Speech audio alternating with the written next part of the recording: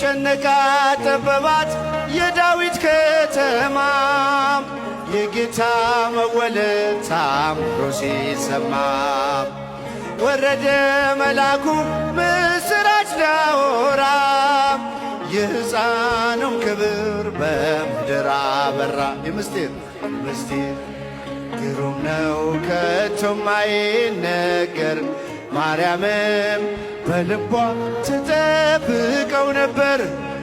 ምስጢር ግሩም ነው ከቶም አይነገር ማርያምም በልቧ ትጠብቀው ነበር። ድንግል ፈጣሪዋን ወለደችው በመጠቅለያ ተቀለለችው።